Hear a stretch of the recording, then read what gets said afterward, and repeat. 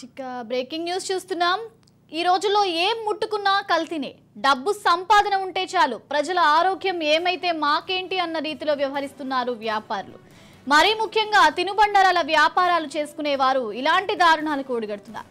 ఇలాంటి ఓ ఘటనే నాచారంలో బయటపడింది. నాచారం పిఎస్ పరిధిలో కల్తీ కుల్ఫీ ఐస్ క్రీమ్ తయారు చేస్తున్న ముఠా గుట్టును మల్కాజ్గిరి ఎస్ఓటీ నాచారం పోలీసులు రట్టు చేశారు. ఎలాంటి అనుమతులు లేకుండా ఐస్ క్రీమ్ పరిశ్రమను కొనసాగిస్తున్నట్లు గుర్తించిన పోలీసులు అక్కడ కుల్ఫీ ఫలూదా తయారు చేసి చూసి విస్తుపోతున్నారు. తయారీ కోసం గడువు ముగిసిన రసాయనాలు, కుళ్లిపోయిన బాదాం గింజలు వారి వద్ద నుండి స్వాధీనం చేసుకుని రాజస్థాన్కు చెందిన రోషన్ లాల్ అనే వ్యక్తిని అదుపులోకి తీసుకున్నారు.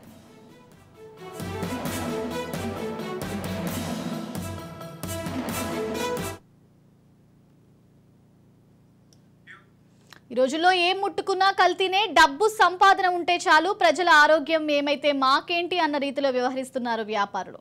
మరీ ముఖ్యంగా తినుబండారాల వ్యాపారాలు చేసుకునేవారు ఇలాంటి దారుణాలకు ఒడిగడుతున్నారు. ఇలాంటి ఓ ఘటనే నాచారంలో బయటపడింది. నాచారం పిఎస్ పరిధిలో కల్తీ కుల్ఫీ ఐస్ క్రీమ్ తయారు చేస్తున్న ముఠా గుట్టును మల్కాజ్గిరి ఎస్ఓటీ నాచారం పోలీసులు రట్టు చేశారు. ఎలాంటి అనుమతులు లేకుండా ఐస్ క్రీమ్ పరిశ్రమను కొనసాగిస్తున్నట్లు గుర్తించిన పోలీసులు అక్కడ కుల్ఫీ ఫలూదా తయారు చేసి చూసి విస్తుపోతున్నారు. తయారీ కోసం గడువు ముగిసిన రసాయనాలు, కుళ్లిపోయిన బాదాం గింజలు వారి వద్ద నుండి స్వాధీనం చేసుకుని రాజస్థాన్కు చెందిన రోషన్ లాల్ అనే వ్యక్తిని అదుపులోకి తీసుకున్నారు. రైట్ గా ఈ కల్తీ వ్యాపారాలకు సంబంధించి మనకి మరింత సమాచారం మా ఇన్ఛార్జ్ ఇన్నారెడ్డి అందిస్తారు. ఇన్నారెడ్డి, మనం చూడొచ్చు, చిన్నపిల్లలు తినే ఐస్ క్రీమ్లు కావచ్చు, తర్వాత చాక్లెట్స్ కావచ్చు, దీనికి సంబంధించి గతంలో ఎస్ఓటి పోలీసులు, తర్వాత టాస్క్ ఫోర్స్ పోలీసులు చాలా కంపెనీలు గుర్తించారు. ఈ నేపథ్యంలో నాచారంలో కూడా ఇదే రకంగా కల్ఫీ మనం చూస్తే చాలా దారుణమైన పొజిషన్ లో ఈ కుల్ఫీని తయారు చేస్తా ఉన్నారు. దీంట్లో కుళ్ళిపోయిన బాదం, తర్వాత ఎక్స్పైరీ డేట్ ఉన్న రసాయనాలను ఉపయోగిస్తున్నారు. ఒకవేళ కనుక ఇవి కనుక పిల్లలు కనుక తింటే డెఫినెట్ గా వాళ్ళు అనారోగ్యం పాలే అవకాశం ఎక్కువగా ఉందని చెప్పేసి కూడా ఆ పోలీసు చెప్తున్న పరిస్థితి. అయితే రాజస్థాన్ చెందిన వ్యక్తి ఈ రకమైన కుల్ఫీ తయారు చేస్తున్న విషయాన్ని స్థానికులు ఇచ్చిన సమాచారంతో ఒక్కసారిగా రైడ్ చేసిన పోలీసులకు అక్కడ కుళ్ళిపోయిన బాదం పాలు, తర్వాత ఎక్స్పైరీ డేట్ అయిన రసాయనాలు కనిపించాయి.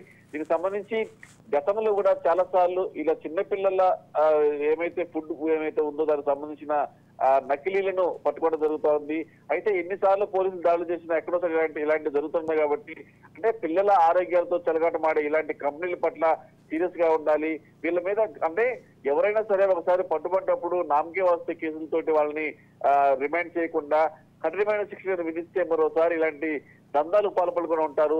చిన్నపిల్లల ఆరోగ్యంతో చెలగాటమాడే ఇలాంటి నకిలీలు ఏవైతే ఉన్నాయో, గతంలో నకిలీ ఐస్ క్రీమ్ కూడా తయారు చేసిన ఘటనలు చోటు చేసుకుని ఇప్పుడు నకిలీ కుల్ఫీని కూడా తయారు చేస్తాను. మనం చూడొచ్చు విజువల్స్ లో.